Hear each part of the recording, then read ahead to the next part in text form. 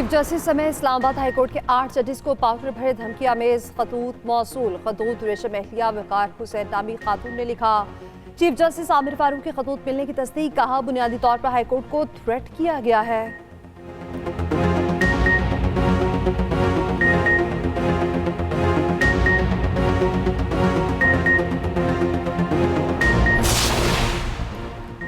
इस्लामाबाद से इसहाक टेक्नोक्रेट, सिंध से फैसल वावड़ा जनरल नशिस्त पर सेनेटर मुंतखब। इस्लामाबाद की जनरल नशिस्त पर राना महमूदुल हसन कामयाब। सिंध से पीपल्स पार्टी ने सेनेट की 10 नशिस्तें हासिल कर ली।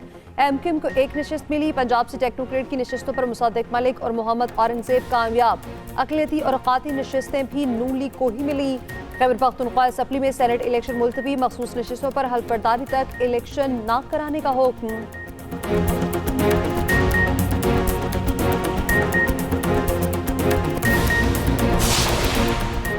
मुशरा बीबी को बनीगाला में जहर दिया गया। जिल्द और जुबान पर निशानात हैं। बानी पीटीआई का 190 मिलियन पाउंड केस की समाअत के दौरान जज से मुकालमा। अदालत के बानी पीटीआई को तिब्बी मुआयने से मुतालिक तफसीली दरख्वास्त देने की हिदायत।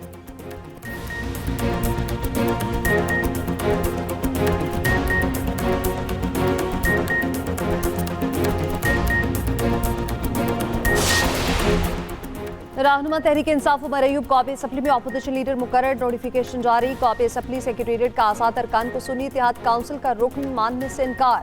तहरीक इंसाफ का हिमायत याफ्ता तस्लीम कर लिया।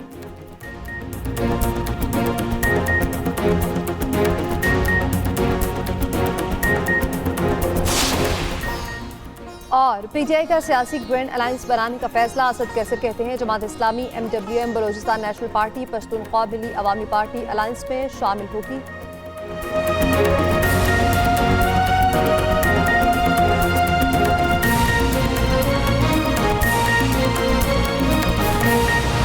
हम इस चीज का मुकाबला करेंगे, हम आखिरी हद तक जाएंगे, हम आखिरी बाल तक मुकाबला करेंगे। हम किसी भी सूरत में अपनी खवातीन की सीटें, जो उनका हक है, सूबे की खवातीन का हक है कि लोगों ने मैंडेट उनकी पार्टी को दिया, उनके लोगों को दिया, उनके नुमाइंदों को दिया। इस तरह अक़लियत है, उनका जो हक है, हम उस पर कम्प्रोमाइज नहीं करेंगे, हम पीछे नहीं हटेंगे, हम मुकाबला करेंगे।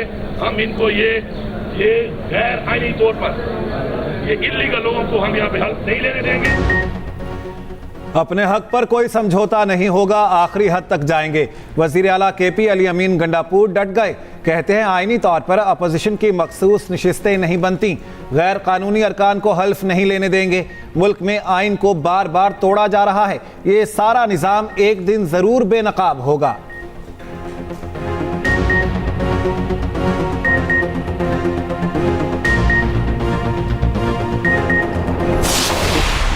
स्पीकर के बजाय इमरान खान के टाइगर बन चुके हैं। टीम साहब भी टाइगर का किरदार अदा कर रहे हैं। तो आज बहुत बदकिस्मती है कि इस सूबे में इलेक्शन नहीं हो रहे, बावजूद इसके कि कोर्ट का डिसीजन है, बावजूद इसके कि इलेक्शन कमीशन का डिसीजन है क्लियर कट। ये लोग न कोर्ट्स को मानते हैं, न इलेक्शन कमीशन को मानते हैं, न कानून को मानते हैं, न आईन को मानते हैं। ये मानते हैं तो कैदी नंबर क्या है वो नाम मुझे याद नहीं है, उसके डायरेक्शन को मानते हैं। स्पीकर और डिप्टी स्पीकर केपी को नाअहल करार दिया जाए। मखसूस नशिस्तों पर मुंतखब अरकान पेशावर हाईकोर्ट पहुंच गए। दरख्वास्त में मौक़िफ़ इख्तियार किया। स्पीकर और डिप्टी स्पीकर के खिलाफ तौहीन अदालत कार्रवाई की जाए। दूसरी जानिब अपोजिशन लीडर इबादुल्ला कहते हैं, हुकूमत की हठधर्मी की वजह से सेनेट इलेक्शन नहीं हो सका। ये लोग आइन की नहीं, सिर्फ बानी पीटीआई की मानते हैं। वज़ीर इत्तलात पंजाब अज़मा बुखारी के भी तनकीदी निश्तर कहती हैं, एक और आइनी खिलाफ वर्जी का सहरा पीटीआई के सर जाता है।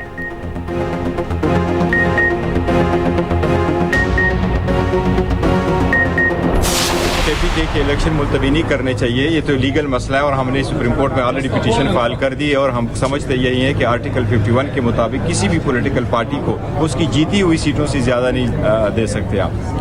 17 सीटें अपोजिशन की केपी की असम्बली में, और 17 सीटों पे वो 30 सीटें और मांग रहे हैं जो उनकी है ही नहीं। केपी में सेनेट इलेक्शन मुलतवी नहीं होने चाहिए थे। चेयरमैन तहरीक इंसाफ बैरिस्टर गौहर की मीडिया से गुफ्तगू। कहा कि केपी में 17 नशिस्तों वाली ऑपोजिशन 30 मखसूस सीटें मांग रही है। किसी जमात को जीती हुई नशिस्तों से ज्यादा सीट्स नहीं मिल सकती। फैसल जावेद कहते हैं कि इलेक्शन कमीशन का इंतखाबात मुलतवी करना मुकम्मल गैर कानूनी है। Speaker KP assembly Babar Saleem Swati कहते हैं कि नजरसानी अपील पर पेशावर हाई कोर्ट जो फैसला देगी मंजूर होगा।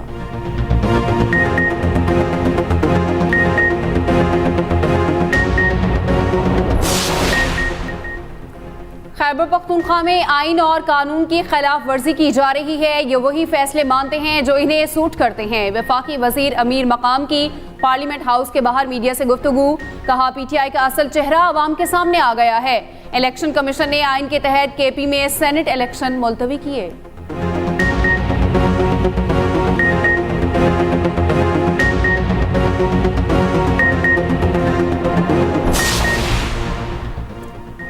जजेस के खत की तहकीकात के लिए जुडिशल कमीशन बनाया जाए। लाहौर हाई कोर्ट बार ने सुप्रीम कोर्ट में आईनी दरखास्त दायर कर दी। मौक़िफ़ इख्तियार किया कि इंक्वायरी के लिए सुप्रीम कोर्ट के जजेस पर मुश्तमिल कमीशन बनाया जाए। अदालती उमूर में मुदाखलत करने वालों को करार वाकई सजा दी जाए। आईनी दरखास्त रहनुमा तहरीक इंसाफ हामिद खान के जरिए दायर की गई।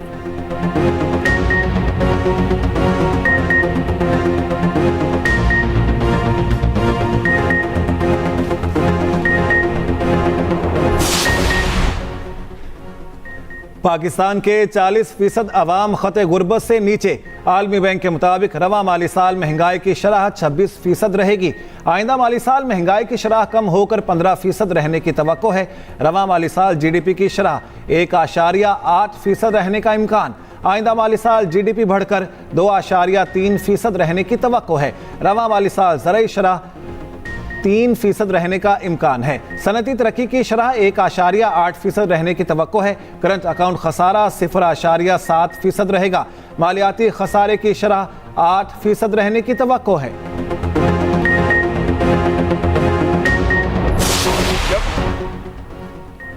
नया दौर, साफ सुथरा लाहौर। लाहौर की तामीर और तरक्की के प्लान की तकमील के लिए 3 माह की डेडलाइन। वज़ीर आला पंजाब मरियम नवाज हर 10 दिन बाद प्लान पर अमल दरामद का जायजा लेंगी। वज़ीर आला पंजाब ने गलियां पक्की करने और टफ टाइल लगाने की मंजूरी दे दी। लाहौर में 2,22,000 स्ट्रीट्स लाइट्स की बहाली का उसूली फैसला। तमाम वाटर फिल्ट्रेशन प्लांट फंक्शनल करने का हुक्म। मरियम नवाज ने कहा हर गली मोहल्ले को साफ देखना चाहती हूँ।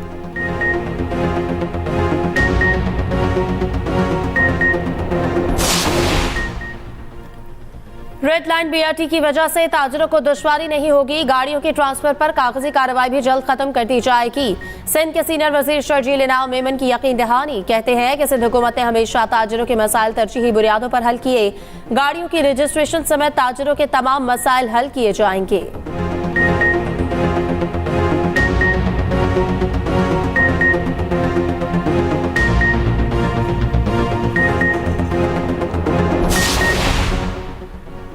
इस्लामाबाद हाई कोर्ट में साइफर केस में अपीलों पर समाअत। बानी पीटीआई और शाह महमूद कुरैशी ने सजा के खिलाफ अपील दायर कर रखी है। उधर बानी पीटीआई अदलिया के हक में रैली निकालने के केस से बरी। इस्लामाबाद की सेशन अदालत ने असद उमर, अली नवाज अवान, राजा खुरम नवाज को भी बरी कर दिया।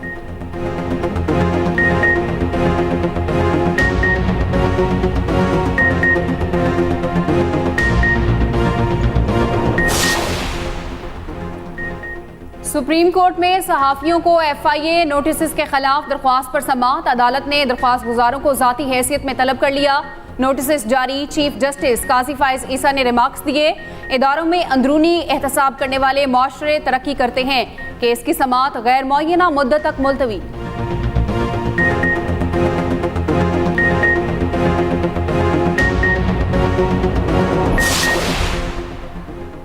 स्पीकर बलूचिस्तान असम्बली अब्दुल खालिक अचकज़ई की PB 51 से कामयाबी का नोटिफिकेशन मुअत्तल। इलेक्शन कमीशन का PP 51 के 12 पोलिंग स्टेशंस पर दोबारा वोटिंग का फैसला। इलेक्शन कमीशन ने अब्बासीन अचकज़ई और असगर अचकज़ई की दरख्वास्त पर फैसला सुना दिया।